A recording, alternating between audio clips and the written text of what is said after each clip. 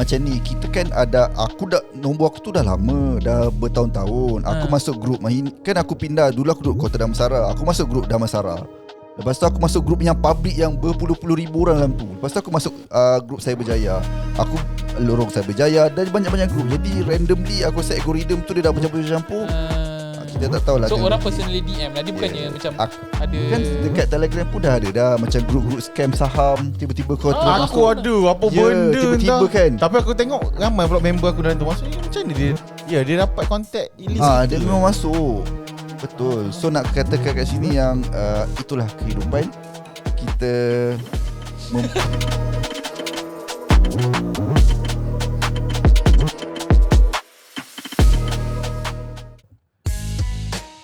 Podcast ini dibawakan khas kepada anda oleh Zat Jus Botanica yang diperbuat daripada durian Belanda.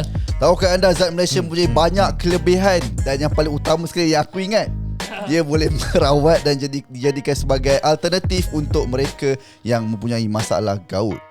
Untuk dapatkan sebotol Zat ni, korang boleh pergi ke myluster.com.my ataupun korang boleh WhatsApp di 017-512-3401. Gunakan promo code Bros and Mike, tetapi valid di website sahaja. Dan anda boleh juga beli di platform lain seperti Shopee dan juga TikTok. Promo code valid sekali lagi di website sahaja. Promo code sebanyak RM2. Macam biasa, welcome to the show, Bros and Mike.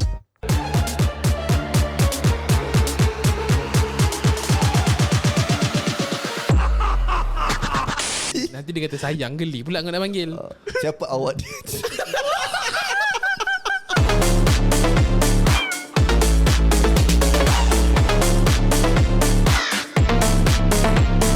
Welcome to the show, Bros and Mike. Kejap, maksudnya minum air macam ni? Macam tu? Ada rasanya, aku tengok dekat Shopee. Ada. Kalau Tapi bukan ada gundam lah. kan, kalau ada lah macam kau kata air tu minum kat mulut, maksudnya air dia paras separuh cawan je lah. Tak ada. Alah, kau macam Dia punya salur itu ke atas lah. kau pernah tengok teko air teh? Pernah?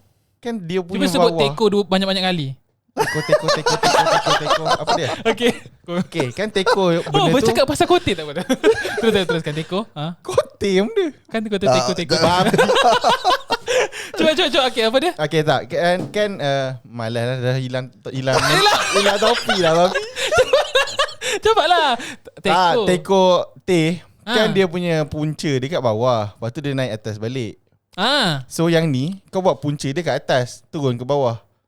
So air boleh sampai kat atas. Bila kau nak minum, dia turun lah. Tapi macam mana? Ya, Tak tumpah filter ke? dia lah. Filter dia dekat bawah ni. Kan dia punya apa tu? Kau pernah nampak straw yang ke bawah? Belalai dia tu ke bawah. Sedut lah. Oh, sedut lah. Tapi dia ada je filter kat bawah. Air tu kan macam sini kan. So dia keluar juga kat sini. Dia terkumpul kat sini. Dia masuklah ke pipe bawah dia tu. Kau cakap apa? Cuba nampak bijak. Aku explain tapi dalam bayangan aku. Faham tak faham? Itu nombor 2. Mungkin lepas ni kena lukis kan, suruh si. Tapi tolonglah kalau boleh tolonglah. Aku harap sangat-sangat CJ kahwin aku valid seumur hidup. Ui, member takut. Sebab aku baru je ambil sekarang tengah dalam mood untuk settlekan hal perkahwinan. Kahwin. So aku dengan partner aku, dia baru nak ambil khusus kahwin. Jadi aku dah ambil lama. Tiba-tiba pula siapa Hakim cakap valid 3 bulan je sebab ambil time PKP online khusus kahwin. Tak, so betul sebab benda tu ada orang cakap. Memang ada orang cakap, bercakap-cakap. Aku tengah tanya orang yang aku deal tu, kalau dia kata seumur hidup, okay, aku dah boleh relax lah. Tapi sekarang ni aku kau tahu malas, macam kau kena daripada pukul 8.30 sampai 6.30. Betul. Ya, physical. Lepas tu untuk hari Ahad dia awal sikit, 11.30 sampai 2.30 petang. 2 hari doh physical. Asal doh. Ya, itu yang malasnya. Mungkin sebab aku punya setengah hari je dapat dah CJ. Sebab kau mungkin time PKP, mungkin sebab tapi tu lah physical. aku dapat 3 bulan ni, 4 bulan ni valid. Engkau bukan ambil time universiti Kau bukan ambil time universiti kan? Time universiti. Siapa student universiti kan, kalau ada kursus kahwin kau masuk je. Serius. Walaupun kau nak kahwin lambat lagi. Masuk je. Ramai orang-orang yang nak kahwin yang menyesal tak ambil waktu student. Sebab waktu student murah, weh. Berapa dia bayar? Berapa ringgit? Tak ingat dah berapa ringgit. Tapi murah lah daripada luar. Kalau kau ambil luar. Tapi bagi aku dah RM2. Tak adalah RM2. Memang dekat 100 something kot. Tapi bagi aku kursus kahwin tu bukanlah renyah pun. Sebab ada online, ada apa ni kan. Pendaftaran je yang susah. Maksudnya nak daftar lain-lain negeri. Kalau kahwin sama negeri tak apa. Kalau kahwin lain-lain negeri, seorang kena daftar sana, seorang kena daftar sini, mengikut IC, lepas tu mengikut tempat pemerintah tim, lepas tu kena daftarkan pejabat agama, kena dapat kelulusan daripada aku tak tahu apa benda ternama authority atas tu. Dah dapat sign daripada tu, kau kena jumpa Tok Kadi. Lepas jumpa Tok Kadi, kau kena dapat timing daripada Tok Kadi. Lepas tu baru boleh pergi nikah. Itulah. Kena hantar dulu borang kau ke pihak perempuan pula. Kena hantar borang ke pihak perempuan. Lepas tu pihak perempuan akan submit. Kena settlekan dulu, baru hantar ke perempuan. Itulah yang dikatakan proses untuk berkahwin yang mungkin penuh dengan rintangan. Betul. So kalau kau rasa macam kau kuat untuk berkahwin, harungilah rintangan tersebut. Tapi kalau tak mampu nak harungi rintangan tu, janganlah kahwin. Jadilah DS. Tapi kau rasa sepatutnya aku nak masukkan dalam topik kau. Tak tahu, aku nak tanya balik. Tapi kau rasa sepatutnya ke proses perkahwinan sesusah itu? Bagi aku dia ke security pun sebenarnya. Yang aku tahu documentation untuk sesuatu pasangan pula. Nanti kalau apa-apa jadi, okey dia ni pernah mendaftar sebagainya. Lagi satu, data-data tu sebenarnya digunakan oleh Jabatan Perangkaan Malaysia. Jabatan Perangkaan Malaysia. Perangkaan? Ya. Yeah. Bahasa Inggeris apa? Jabatan apa tu yang entah, statistik. Malaysia Structure. Perangkaan structure. Yang macam banci. Pembancian. So nanti bila bancian data tu dah ada, dia tahu okey ni pasangan ni berkahwin. So dia tahulah macam nak segregate. Okey, contohlah ada subsidi ekonomi negara, okey bagi dekat pasangan ni. So data tu penting.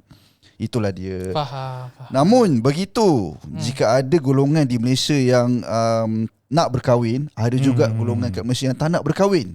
Betul. Dan mengambil jalan mudah untuk menyalurkan nafsu, iaitu dengan menjadi ataupun membeli konten daripada dark side. Tapi itu kan, tu dikira pelacur ke tak?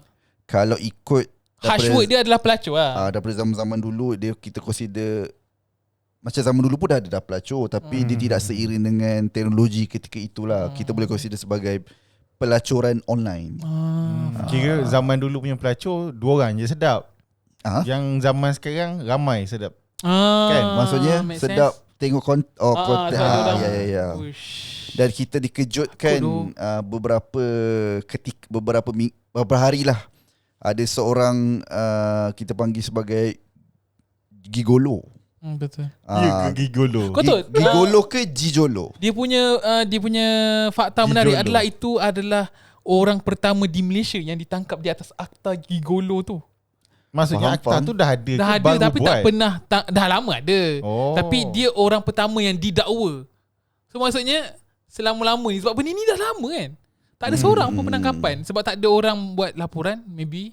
Dia bermula dekat Twitter lah. Sebenarnya yang ikut cerita dia secara ringkas ni lah. Dia secara terang-terangan bagi tahu dia ada buat servis, dia ada buat Telegram, dia ada record dia having sex dengan dia punya customer dan sebagainya.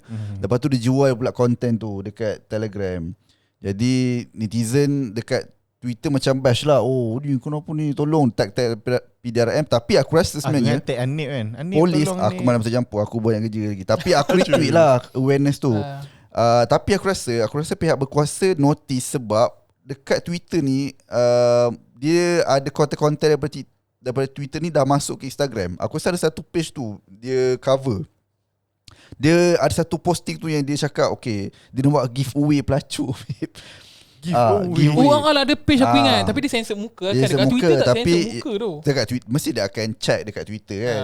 So bila check dekat Twitter tu, dia dah berjaya ditangkap lah. So dia sebenarnya root of problem dekat sini macam kenapa konten tu, maksudnya kenapa wujudnya. Okay, benda tu kita dah faham dah wujud daripada zaman dulu lagi lah. Masa aku macam tendensi untuk orang record, jual. Dan sebenarnya dipuji, satu dibayar, jual. Yang aku macam curious kan, dia orang kata ini adalah community dark side, sisi gelap seseorang. Tapi aku tahu dekat Twitter ada dark side ni kan. Tapi dia orang Macam mana diorang boleh ada dalam komuniti diorang dan komuniti diorang macam tak termasuk dengan normal account lah? Bukannya dia sama je Twitter kita juga kan? Bukannya Twitter private ke apa kita nak cakap macam aktiviti tu bukan normal bagi orang awam. So adalah komuniti tertentu yang tapi dia memang tak menormalize dalam, memang kan benda tu tak termasuk pun dalam kita punya. Dia masuk macam soalan Izrul macam kenapa dia tak masuk FYP kita benda tu. Kan ikut alasan, ikut algoritma lah. Kalau kau search benda tu, keluarlah benda tu. Faham. Tapi maksud aku, kalau macam kan news ni kadang-kadang tak ada kena-mengena dengan kita pun, tapi masuk juga kita punya. Macam tapi macam mana diorang boleh stay dalam komuniti diorang tu saja. Sometimes kan FYP kita based on tiba-tiba ada satu video yang sampai millions of views kan, tiba-tiba masuk kita walaupun bukan kita kenal. Dekat timeline aku ada je. Kalau macam betul-betul viral, ada je keluar. Kat timeline korang aku tak tahulah. Timeline aku memang ada je. Timeline aku Mario. Kau tak retweet lah. Tengok je lah kot. Okay, berbalik kepada soalan Hanif. Dia kata macam kenapa terjadinya orang buat dan record. Aku pun rasa macam tak logik kita bagi tahu benda yang best lah. Benda best pasal kita bagi tahu benda yang best, lepas tu benda yang tak best. Benda yang tak best akibat risiko dia. Risau orang tiba-tiba benda tak best tu sikit je. So benda-benda yang best betul juga. Risau dah nak bagi tahu. Untuk orang yang buat content yang best ni, dia akan dapat duit lah. Yang satu dia dapat pujian. Macam boleh you nice lah. Macam tu lah.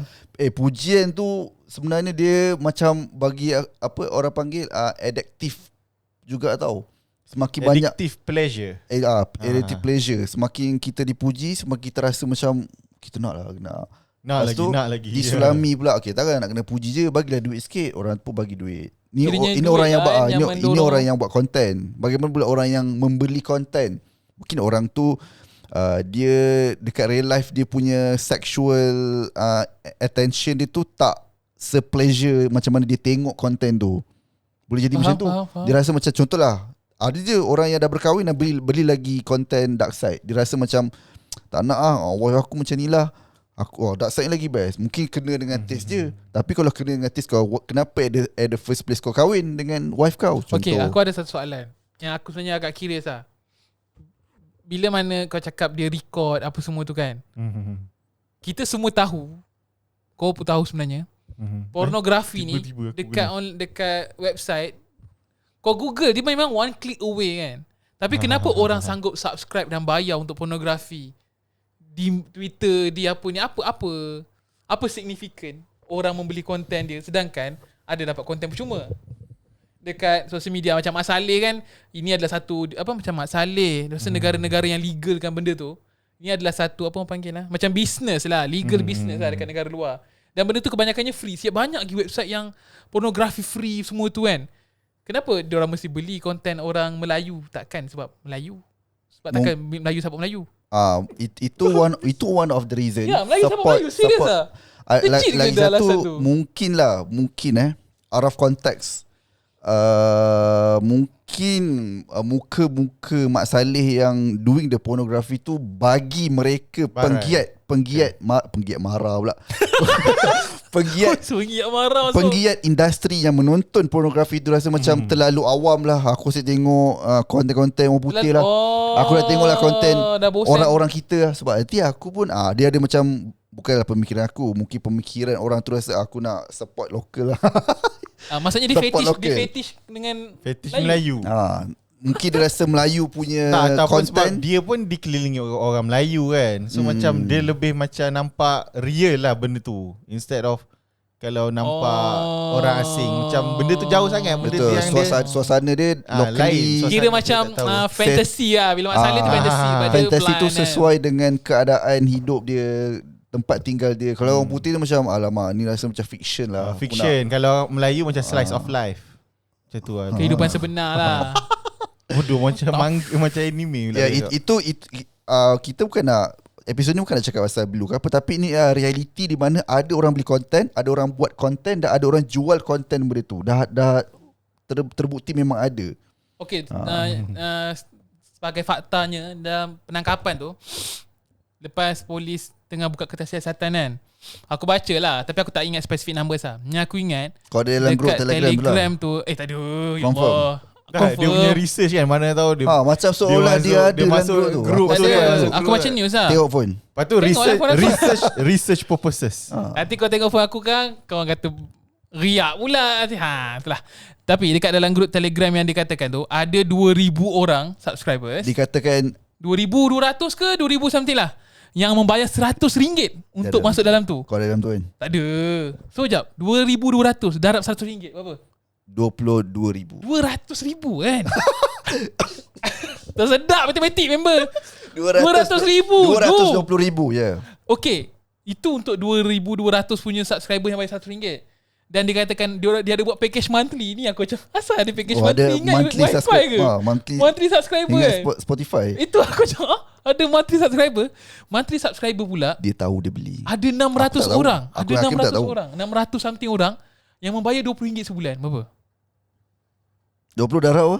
600. 160,000. Berapa ke? Aku tahu sama ada 12,000 atau 1,200. 12,000 lah. 12,000. Siap. 20. So maksudnya passive income dia lagi banyak daripada bisnes kau. Adakah betul lah. Maksudnya fast money lah. Maksudnya demand, kau tahu tu. Demand, Itulah betul. kata kunci dia. Benda ni berlaku sebab demand yang tinggi. Without demand, no supply bro. Kita tengah cakap pasal seorang tau. Ini seorang. Kau bayangkan berapa banyak lagi ke dia paling famous? Aku rasa ada banyak lagi Banyak sebenarnya lagi, tapi belum kantoi lagi sebenarnya. Banyak lagi. Dan dikatakan selepas penangkapan beliau, semua akaun DS dah deaktif. Deaktif. Wow. Ni spesifik dekat Twitter, dekat konten lain aku tak sure lah. Takut platform lain semua macam mana. DS dia je. So dia dah ditangkap habis lah.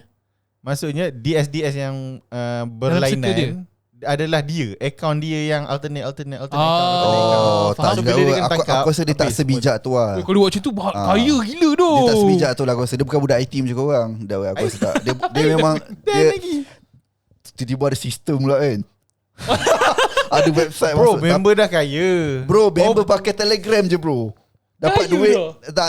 tak ada ni sampai ke tahap nak buat sistem, buat ni. Tapi tengok gaya pun dia pun nampak macam kurang cerdik sebab dia pun tunjuk muka untuk bagi tahu okey aku itu adalah. yang menjadikan penangkapan tu semakin mudah dan lancar. So nak katakan muka dia ada sistem. Muka dia ditunjuk. Orang cakap pasal hot daddy. Aku cakap siapa dia ni? Aku tak pernah Hot daddy tahu. siapa? Main Malaysia je. Aku tak tahu pun nama itulah dia. Aku pun tak tahu nama dia. Twitter. Dia cakap aku tak siapa dia ni? Lepas tu tengok muka. Lepas tu macam takkanlah dia buat konten yang tak baik dia dapat tahu sampai muka. Ni consume lah aku ni. rasa dia consume confirm. Tak mungkin consume 2-3 video lah untuk research. Tak ada. Dah muka macam ni dah kau buat muka dia viral ni. Sebab ada satu tweet viral tu aku tanya ni kenapa ada tweet viral muka dia dan muka perempuan tu yang dia kata dia melacur. Lepas tu aku terkejut. Takkan dia buat macam ni kan. Orang buat dekat lorong-lorong gelap tu pun buat diam-diam kan. Ni okey siapa nak perempuan ni bla bla bla bla. Aku macam takkan semudah itu, takkan selantang itu kau buat macam tu kan. Dan expect kau takkan tertangkap atau takkan didakwa. So aku rasa tak make sense lah. So basically dia macam membuka pekung sendiri lah bagi aku. Dan benda ni sebenarnya nak bagi tahu isu semasa seiring dengan teknologi. Benda-benda yang pernah berlaku zaman-zaman dulu, macam kau cakap pelacuran tepi lorong, dan sekarang ni dah ada lah dekat social media. Aktiviti yang sama, cuma dia punya modus operandi dia berbeza. Tapi kan bagi korang kan, sebenarnya dia semakin bertambah ke ataupun sebabkan teknologi semakin menampakkan dia? Sebab kalau semakin bertambah mungkinlah sebab tekanan ekonomi, ataupun sebenarnya sebelum ni aktiviti ni banyak je orang buat cuma tak nampak. Aku rasa yang kedua tu, banyak je orang buat dan tak nampak. Tapi aku setuju juga yang pertama, tekanan ekonomi. Macam kau cakap juga, benda ni mudah. Kau just snap, you just do different post untuk orang panggil sebagai thirst trap. Apa? For the gram. No. Yang macam nak tease. Kita panggil istilah tu thirst tease. trap ke apa? Thirst trap, betul lah. Okay, dia nak thirst trap tease ke maksudnya? Tak tahu. Kan selalu macam ada satu istilah dia orang macam I nak tease you. Maksudnya macam okay, aku boleh tahu sebenarnya aku main Telegram. Sebenarnya aku kan main Telegram. Adalah group yang di join. Ya betul, grup-grup macam grup Lorong Belakang Cyberjaya, grup kita randomly grup Kroni Bros and Mike boleh join Grup Kroni Bros and Mike. Dan kadang-kadang tu ada je 2-3 random macam perempuan DM aku. Ya. Bukan daripada grup kita lah. Bukan daripada grup kita. Tiba-tiba dia cakap okay, I jual slot sekian. Dan benda tu aku tak tahu kenapa. Ada orang kata itu adalah algoritma. Tidak, aku tidak buka dekat Telegram tu. Tapi yang surprisingly, yang Dapat offer kat aku tu nombor kau tu, adalah bapuk. Berloceng. Allah. Jadi nampak tak? Muka aku ni Asal memang bapuk berloceng. Loceng apa? dia macam ni. Okay, kau pernah tengok loceng pintu? Okay, kau bayangkan pintu tu. Okay, kau bayangkan pintu tu adalah orang. Okay. Loceng dia kat mana? Sebelah pintu. Okay, aku anggap sebelah pintu tu adalah celahan kangkang. Kau anggap je, kau imagine je. Apa susah ya? Okay, kita boleh proceed. Mungkin boleh. So I just like itu loceng tu adalah kemaluan dia lah. Telur Sebab lah, tu kita telur. panggil Telur lah. wanita berloceng. Kalau aku bagi telur Kau cakap wanita special faham? Wanita special. Kalau kau cakap loceng Kakashi mungkin aku faham. Kakashi punya ding ding ding. Tapi kalau kau cakap wanita special faham? wanita special, dia macam burger special lah. Bertelur lah. Bertelur. Apa istilah Gen Z ni? Yelah, kan semua benda special Kau lagi muda daripada aku kot. Mungkin lah. Special kan bertelur. So kalau wanita special, bertelur lah. Pasal tak, dalam otak aku wanita special adalah wanita yang OKU lah bagi aku lah. Okay, you. Ya. Betul. Yelah. Kalau wanita istimewa, Dulu dia panggil Sama lah special dengan Dulu dia istimewa. wanita macam orang istimewa. Tapi sekarang dia ada term baru, kenapa kelainan orang istimewa? upaya. Kenapa orang istimewa? Tak, kalau cakap macam orang kurang upaya, dia macam seolah discriminate. Betul. So dia panggil lah istimewa, appreciating. Tapi sekarang ni aku rasa dah ada terms lain, dah ada kelainan terms upaya, lain. kelainan. Okay. Aku faham. Orang kurang upaya tu macam merendahkan value dia kan. Okay. Tapi istimewa ni kita panggil apa? Kita macam mana terms dia? Takkan kata dia ni orang istimewa macam tu. Adalah dulu betul. istimewa. Aku Tak, pernah tengok, cuma contohnya macam kalau dia. kalau dulu kau selalu tengok macam Bersamamu TV3 kan. betul. Kita bersama insan istimewa. Anak istimewa, kanak-kanak istimewa. Itu yang aku special. Yang tu lah maksud Faham. dalam otak aku. Sebab aku terlupa macam mana macam kita address dia. Apa istimewa? Ada perkataan lain ke bawah telinga? Oh, ni ada kanak-kanak istimewa. Okay. Aku Berbalik kepada kisah aku tadi lah. Just Okay, nak bagi tu memang aku pun diganggu juga di lorong-lorong Telegram. Untunglah handsome. Tapi macam aku cakap lah, Lorong-lorong Telegram. muka aku ni di-attract oleh golongan-golongan berloceng. Bukan golongan-golongan perempuan. Jadi dia macam there is a good thing and the bad thing also lah. Di in between. So kita berbalik kita. Apa? Muka kau testis lelaki lah. Tapi kan kalau dia Aziz jangan gelak kau muka macam aku tau. Kena. selalunya kan orang yang cuba attract kau, serang-serang kau tu, macam ni kau tahu dia berloceng? Muka dia nampak macam lelaki ke ataupun memang Yelah, dia kan Telegram tu introduce Telegram tu kau boleh tengok dia punya DP. Jadi kau boleh slide lah. Kau boleh tahu macam memang nampak lah dia ada fizikal lelaki. Sedangkan gajah dari jauh kita boleh nampak. Apatah lagi nonok di lorong-lorong Telegram. Aku macam terbalik je. Macam koman di seberang nampak. Tapi itu aku punya perumpamaan lah.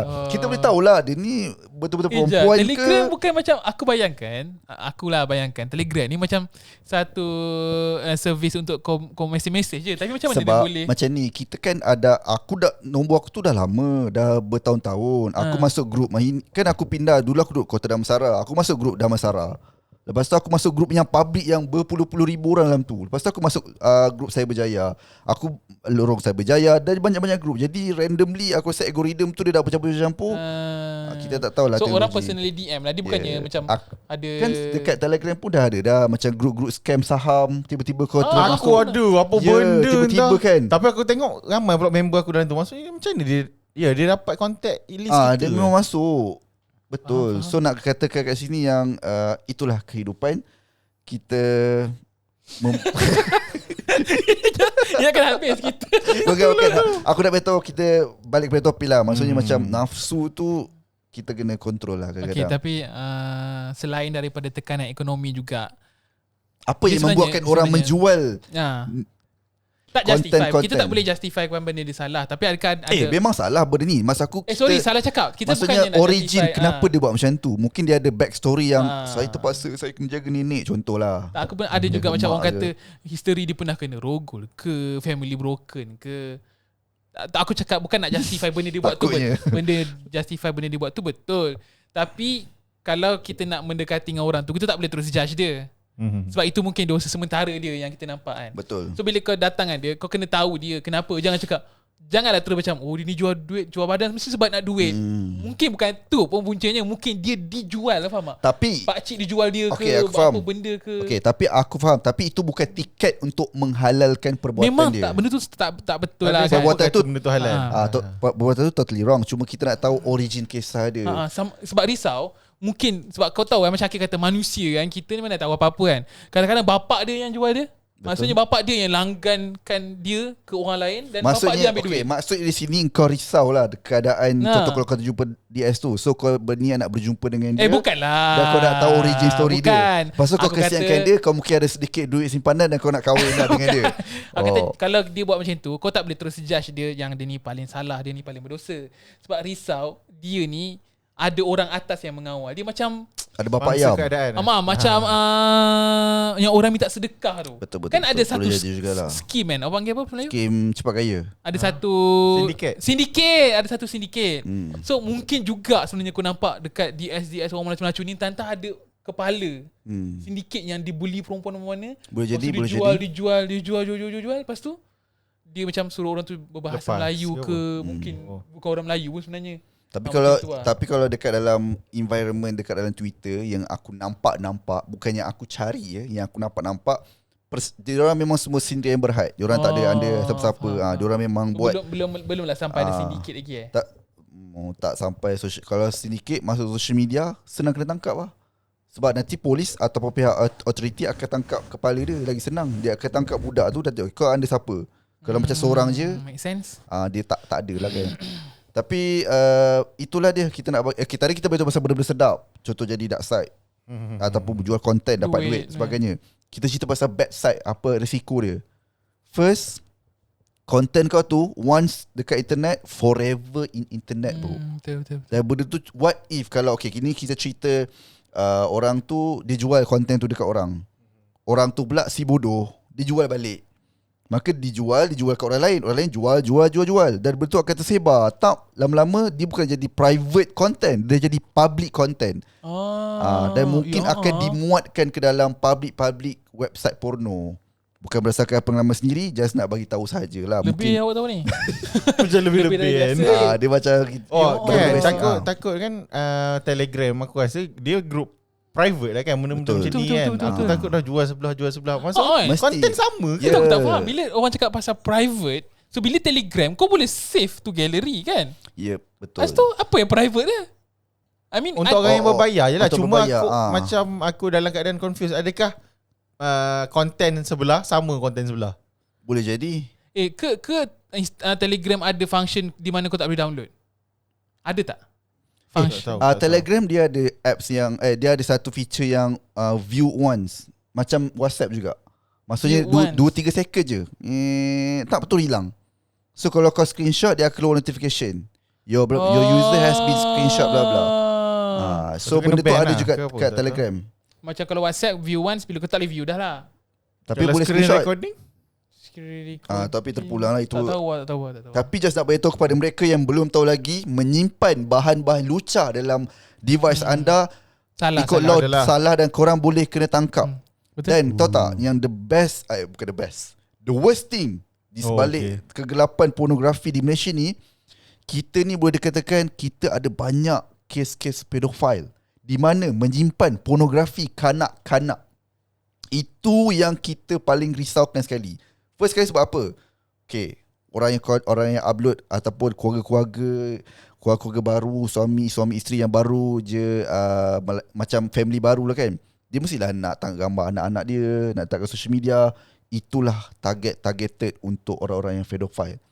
Dia tak pergi ke tu, dia ambil gambar-gambar tu dan bila dia ada gambar macam-macam dia boleh buat. Dia jual pada kita nak bagi tahu golongan pedofil ni wujud di Malaysia. Dan pada mereka yang mungkin ada anak-anak ataupun adik-adik kecil yang berusia bawah 17 tahun, yang budak-budak, kurang-kurangkanlah menonjolkan muka. At least kalau macam ada gambar raya, ada budak-budak kecil ke apa, tutuplah muka. Betul. Sebab kita tak tahu dekat dalam Malaysia. Dulu kita baca story-story kat TikTok, psycho dekat Britain, dekat luar negara, Australia. Dan psycho-psycho ni sebenarnya bukan di negara sana saja wujud, di Malaysia pun dia target. ada. Aku dengar ada yang sampai Dia lari ke target. Malaysia, dia target. Yes, aku rasa ada satu kes tu, tapi tak tahu betul. dah settle ke belum. Aku rasa dah settle dah. Kalau seorang tu ada, maksudnya ada banyak lagi, lagi kat dalam ni yang kita kena berjaga-jaga lah. Satu lagi yang aku baca dekat dunia Mat Saleh lah kan. Dia kata sekarang kita dah berada di zaman, okay, kau ingat tak masa wujudnya early zaman di mana OnlyFans kan ramai orang buat. Dulu asalnya OnlyFans adalah di mana kau buat konten, macam-macam konten kan. Tapi sekarang dia dah di-sexualize kan, sebab itulah ada subscription. Betul. So Mat Saleh sekarang kebanyakannya orang mencari duit dengan menggunakan OnlyFans, sebab dia kata duit cepat lah. So, mungkin orang Malaysia ada ke OnlyFans? Ya banyak. Aku tak tahu kan. Ada. Tapi sekarang dah banyak kes. So kau dah nampak ada implikasi dia selepas few years. Dah banyak kes di mana kawannya dibuli di sekolah sebab kawan dia tengok konten mak dia. Kawan dia kata, kawan dia kata, aku dah tengok lah konten mak kau ni, suruh mak kau buat ni pula, bully anak dia sampai macam tu. Dekat Malaysia? Indonesia. Malaysia. Luar negara. So sekarang dia kata, semua orang tengah cakap, maksudnya kita dah sampai di generasi di mana implikasi OnlyFans tu dah nampak secara terang. Banyak orang dah diugut oleh kawan-kawan, suruh mak kau buat ni, suruh bla bla bla bla, sampai anaknya tu membunuh diri. So aku macam, kau nampak tak? So tak terlambat pun. Kalau korang macam dah tersalah langkah kan, tak terlambat. It will never too late. Delete je. It's okay. Buanglah apa benda semua tu, tinggalkan slow-slow.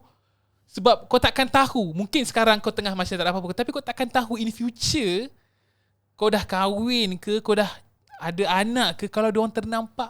Kalau diorang ternampak, mungkin kau boleh slow talk. Kalau kawan diorang ternampak, implikasi teruk pada institusi family. Dan satu lagi, family. baru baca semalam kan dekat Twitter, satu akaun Twitter yang suka share dia punya Not Gonna Lie kan. Dia cerita dia kenal isteri dia kan. Lepas tu dia dah ternampak video lama isteri dia. So sekarang dia di tahap di mana dia rasa jijik dengan isteri dia, paranoid. Dan ramai orang marah sebab mungkin jugalah isteri dia dah bertaubat. Wallahualam lah kan.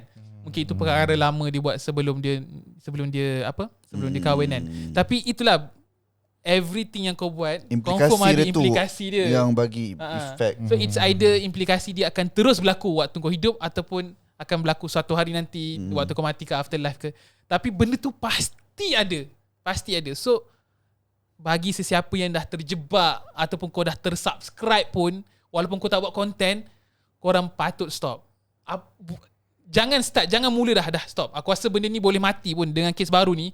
Aku rasa boleh licin kan pun semua. Ni kira macam as a startup lah. Pembersihan ni kira kickstart lah. Sebab macam betul. polis sebelum ni tak pernah pun nak tangkap sebab tak ada orang buat laporan. So bila dah ada orang bersuara, betul. bagi sesiapa yang dah start tu, aku rasa ini paling terbaik untuk korang stop. Yang subscribe tu korang buanglah nombor korang ke apa. Buatlah apa-apa yang termampu dan tinggalkan total sebelum benda ni menjadi memakan diri korang in the next few years. Macam tu lah. Dia pornografi ni, aku adalah baca dekat YouTube. Aku selalu tengok kat YouTube kan. Dia memakan. Pornografi selalu tengok kat YouTube. I mean info implication okay. Sebab aku ada kawan aku tengok porno kat YouTube. Kawan aku dia ada bekerja as a psychological punya industri. Dia kata passion dia kebanyakannya kaki porn. Dan dia nak passion? Klien. Pesakit.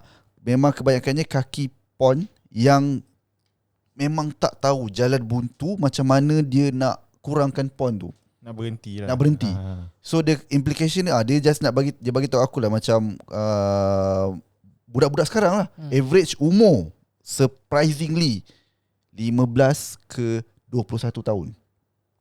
Dia kata 22 tahun ke atas tu dia dah different. Sebab 15 tahun ke 21 tahun tu dia consume content sahaja. Bila 21 tahun dia dah ada duit, apa tu aku cakap yang kes ni, dia beli konten dan dia melihat pandangan public tu. Maksudnya yang bahaya itulah dia tengok orang tu, dia punya ketagihan pornografi tu dah terbawa-bawa ke real life. Itu problem yang berlaku dekat passion dia. Dia kata macam tu. Itu statistik dia punya rekaan lah. Dia punya berdasarkan purata yang jumpa dia lah. Tapi dia betul average umur dia macam tu, yang sangat, bagi aku sangat-sangat membimbangkan. So korang yang macam tadi Izrul bagi tahu untuk orang yang dah terjebak, aku nak bagi tahu pesanan yang dia rasa macam dia nak menjebakkan diri. Aku bagi tahu contoh, terus terang je, mesti ada yang golongan yang dia nampak industri ni boleh buat duit, making money. Dia rasa macam alah, setakat macam tunjuk-tunjuk bahu, kepala tak tunjuk, muka tak tunjuk. Jangan. What if kalau tiba-tiba Allah nak uji kau, time kau tengah lentok-lentok, tiba-tiba pula belakang kau terlupa ada cawan kau ke, ataupun baju-baju yang orang ni baju ni macam orang ni, kantoi pap masuk dah. Janganlah. Kalau boleh, kalau korang rasa nak buat macam tu, ingatlah Allah tu kalau dia nak uji kau dalam keadaan macam tu, sekelip mata habis hidup kau. Jangan mulakan. Tolong kalau boleh janganlah kita pasal start. Ketagihan pornografi ni ramai orang dia ambil ringan tau. Pasal ketagihan pornografi ni kan. Yang ni aku baru baca sebenarnya ni aku baca sebelum isu gigolo semua ni kan. Ada satu kajian ni mengatakan implikasi ketagihan pornografi. Bukan pornografi ketagihan pornografi. Kau tahu mass shooting dekat USA? Tahu. Penembak polis kan. Satu benda rutin harian lah. Kan. Kau tahu tak 90% of shooters adalah ketagihan pornografi. Diorang kata apa relatednya? Lepas tu diorang semua hantar doktor untuk pergi ke prison, jumpa prisoners. Kebanyakan prisoners semua ketagihan pornografi yang menyebabkan mental state dia selalu berada di tahap dia suka buat keputusan cepat. Dia kata pornografi ni menyebabkan engkau suka membuat keputusan luar matang, sudden decision. Mungkin juga macam itu. Dan kebanyakannya mass shooting ni suka content pedofile. Aku tak tahu apa full artikel dia, full research dia, tapi memang 90% of serial killers memang kebanyakannya bermula dengan pornografi. Boleh dikatakan almost 0% serial killers yang tak consume pornografi secara heavy. Semuanya dah dapatkan kepuasan. Orang tanya kenapa? Dia kata di zaman sebelum dia start membunuh, dia suka tengok konten pornografi mencederakan orang. Lepas tu dia rasa tak puas. Hardcore sexual lah. Mungkin hardcore atau apa tak tahu lah. Tapi dia kata mencederakan. Macam buat seks tapi cederakan orang tu. Tak tahu lah berdarah ke apa. Aku tak tahu apa dia tengok kat mana ke kan. BDSM. Tapi berdarah ke orang buat? BDSM. Kalau kau tengok 50 Shades of Grey, tak ada macam merah. Dia kan dia macam boleh libas kan. Aku tak pernah tengok 50 Shades of Grey. Tapi tak darah Nope. Okay. BDSM tu stand for what? Apa maksudnya sebenarnya? Tapi aku tahu dia benda ganas lah. Baca doa sebelum makan. Tapi bendanya ganas lah. Cuma dia kata lepas dia dah tengok benda tu, dia rasa tak cukup, benda tu tak cukup ganas. So dia mencari yang lebih ganas supaya dia dapat nampak depan mata dia. Aku dah explain sekejap dekat Hakim. BDSM tu adalah sexual activity yang melibatkan violence. Contoh, orang tu nak buat seks dengan pasangan dia, dia ada satu macam apa orang panggil tu? Tu ping, orang bila kesakitan tu adalah another pleasure selain daripada sex. The pleasure of selain daripada intercourse sexual. Kesakitan, dia rasa sakit, dan orang yang menyakiti tu dua-dua pleasure. Makin sakit ada manusia. Makin sakit makin tinggi. Aku tak faham makin tinggi rasa sexuality dia ada. Itulah seorang tu berkemungkinan, no judge, mungkin ke arah psikopat lah. Sedikit sebanyak ke arah aku cakap, bila, contribute ke arah benda tu. Bila kau suka tengok benda tu ganas-ganas, dan kau rasa benda tu tak cukup ganas, dan kau tak rasa macam macam aku cakap ketagihan. Kenapa aku cakap ketagihan? Bila mana kau dah tengok benda tu, macam Anip kata, dia dah rasa awam. Alamak, ni benda biasa je. Aku dah tengok benda ni sama. Apa lagi benda baru? Aku perlukan benda baru. So benda baru dia pula buat tu adalah benda yang salah. So berlakunya pemikiran luar sedar dengan berlakunya mass shooting, ataupun pembunuhan, ataupun serial killer, ataupun benda-benda macam itulah. So implikasi kesan ketagihan pornografi tu dia lebih besar daripada apa yang korang sangka. Bayangkan pembunuh bersiri kebanyakannya datang daripada ketagihan pornografi. Siapa cakap pornografi tu benda ringan? Siapa kata alah tengok Blue je, semua tengok. Siapa cakap? Tak. Mana ada orang cakap? Kau cakap semua lelaki, kau pernah tengok? Mesti kata benar. Mana ada kau orang pernah pernah tengok? Tak baik buka air. Lambat. Kau pernah tengok? Lambat. Tak baik bukan. So betul, itu maksud aku. Bila orang cakap alah benda tu benda biasa kan. So sebenarnya benda tu bukan benda biasa. Jangan normalizekan benda tu. Benda tu bukan benda biasa. Jangan sesekali. Macam tu lah. Kalau kau nak menzahirkan Jangan buka aib orang. Kalau kita nak menzahirkan rasa, yelah setiap orang macam setiap orang ada rasa seksual dia. Kahwin lah. Ataupun salurkan nafsu binatang, nafsu anda ke jalan yang benar. Ke jalan yang benar. Aku ada satu soalan cepumas. Sudah. Aku tak tahu jawapan dia. So kau dua kena jawab. Apa dia? Kalau orang tu kan, dia physically tak attractive kan. So chance dia dia jangan tahu soalan aku. So chance dia untuk berkahwin tu sangat rendah lah. Okay. So ikhtiar, dia tak ada jodoh, usaha punya usaha tak ada jodoh, tak kahwin kan. Macam mana dia nak hilangkan perasaan tu? Perasaan apa? Perasaan bernafsu. Kalau puasa bro, tak ada. Betul. Itu one of the reason, betul. Betul. Takkan aku nak puasa setahun. Aku mengambil contoh di Jepun. Di Jepun. Jepun Dan benda tu dah masuk kat Malaysia. Apa gunanya ada teknologi? Belilah sex doll. Okay, aku jangan cakap benda tu salah, tapi benda salah tak. Maksud aku macam ada certain case yang macam ketagihan yang tak boleh dikawal, yang boleh membuatkan harmful to the public authority, yang membuatkan dia akan keluar. Dan isu yang dibangkitkan oleh Roshamno tu lah. Nak beritahu benda tu lah. Maksudnya macam apa dia isu? Di Jepun. Tapi kalau kat Malaysia aku rasa tak ada banyak sangat yang seteruk itu. Dah boleh dikawal lagi lah. Maksudnya kalau kat Jepun adalah dia punya inisiatif yang untuk orang yang macam teruk sangat ni, dia orang akan bekalkan dengan sex doll. Cuma adakah di Malaysia aku tak pasti lah.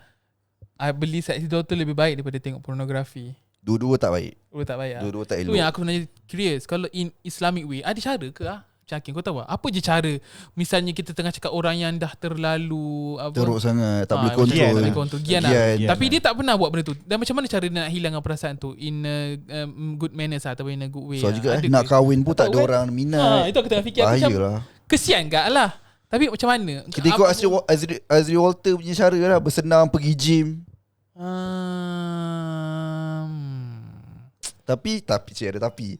Macam what if benda tu tak menjadi pada orang tu, orang itu saja. Dia dah bergym, dia pergi, dia distract benda dia buat kerja lain, dia kemas office, dia edit video. Tapi still tak ada orang nak dia. Still lagi ketagihan ataupun rasa tu membuat-buat. Macam mana? Sebab bagi aku manusia secara manusia biasa kan, dia takkan ada ketagihan kalau dia tak mula. Okay. Kan? So maksudnya dia tak pernah tengok, dia tak pernah consume benda tu. So ini pendapat aku je lah. Mungkin salah Aku rasa salah. secara semula jadi, Confirm salah. Lelaki memang attracted dengan perempuan, tapi kalau dia tak pernah consume pun benda-benda bukan-bukan tu kan, dia boleh kawal. Dia boleh kawal lah bagi aku. Dia tak ada pun nafsu yang melampau-lampau macam. Sebab kalau dia attractive, dia takkan attract dekat perempuan tu secara sexually. Mungkin dia hanya attract secara semula jadilah. Okay, aku suka dia sebab aku teringin nak berumah tangga dengan dia. Tak adalah secara sexually. So kalau orang yang dah lahir sampai ke tua, dia tak pernah consume benda tu, mungkin, aku tak pernah buat research pun, mungkin should be no problem bagi orang tu. Nak claim mungkin lah. Cakap je lah. Sebab aku rasa mungkin dia takkan ada masalah macam terlalu teringinkan. Tapi aku tak tahu. Kita masuk konteks agama lah. Mungkin dia berdoa kepada Allah dan Allah bantu dia. So kira macam nak kata, yelah, kalau ada God level punya kuasa Tuhan, kau nak alam macam mana kan, Tuhan hilangkan rasa ketagih dia pun jadi macam a happy person. Doa lah minta jodoh kan. Kita doakan juga untuk pendengar-pendengar kita dan juga orang yang menonton Bros and Mike. Sekiranya ada di antara mereka yang mempunyai masalah sebegini, kami doakan jus botanika. Boleh boleh juga minum zat Malaysia dan durian Belanda. Raja-rajalah melakukan perkara-perkara yang berfaedah. Kerana aku yakin kita semua boleh berubah. Cuma bila anda yang tentukan bila anda akan berubah. Mungkin kena join tabligh. Ya, 3 hari. 3 hari. Pergi dekat semua surau MMU. Dan menjadi AJK Surau. Menjadi AJK Surau. Untuk inilah surau rumah Izrul ni bagus. Dia AJK Surau, pembuat video surau. Tak ada je maknanya aku AJK dah pembuat video. Itulah aku cakap, kau memang tinggal nak azan je kat surau. Kau memang Islam sport person untuk tak. Aku hanya orang biasa je lah. Korang pun sembahyang surau. Bukannya Bapak Husnuzon Bapak Zuhudnya budak ni. Tak, kita sembahyang. Okay, kalau aku sembahyang sepanjang masa 5 waktu kat surau, bolehlah aku cakap aku ni orang yang sangat baik. Pun tak boleh gak sebenarnya. Tapi aku bukannya sepanjang masa sembahyang surau. Aku belum kuat lah. Doakanlah aku supaya aku kuat sembahyang surau hari-hari. Diam lah. Berjumpa sebuah tanikan. Nombor telefon macam mana, Kim? 017-512-3401. Anda boleh beli di website, Shopee dan TikTok. Namun begitu, promo kod Bros and Mike pengurangan sebanyak RM2 hanya valid jika anda beli di website sahaja. Betul. Korang boleh follow semua social media Bros and Mike. Teng. Korang boleh follow TikTok, Instagram, Spotify dan juga Telegram official kami. Dan jangan lupa follow semua social media Zat Malaysia, specifically TikTok, Spotify, kerana mereka sentiasa buat live hari-hari berkenaan dengan Zat Malaysia. Tanya mereka, masuk live, support, tekan like, share, subscribe dan sebagainya. Kita bertemu lagi. Jangan lupa komen apa pendapat korang. Jangan lupa, sorry, terima kasih Aziz. Jangan lupa komen basic boleh lupa. apa pendapat korang. Pendapat korang tentang aktiviti apa YOLO atau apa benda-benda. Power ke episod kita kali ni? Banyak info. Mungkin lah. Harap. Aku rasa aku banyak cakap. Okey, yang penting aku banyak cakap. Aku banyak cakap. Bagi pendapat korang apa pasal Anip. Pendapat korang, adakah Anip banyak cakap dan adakah Anip sangat function ni? Adakah dia nampak bijak atau aku tengok ada komen kau cakap tu juga. Orang takut aku mencarut. Sorry. Aku bukan takut. Dia suka kau mencarut. Aku takut masa tu. Ni lah si babi 2 ekor ni. Aku cerita yelah benda tu macam seronok. Ada betul cerita hantu tu. Tapi kadang kita nak selitkan dengan unsur-unsur plot twist. Dia orang pun cerita pengalaman. Dia memang aku naik lah bulu roma. Jadi itu minta maaf lah dia mencarut. Aku minta maaf kalau aku mencarut. Tapi jika anda suka kami mencarut, nantikan Anda memang Anda memang Okay, jumpa lagi. Kita jumpa lagi episod akan datang. Bye-bye. Assalamualaikum.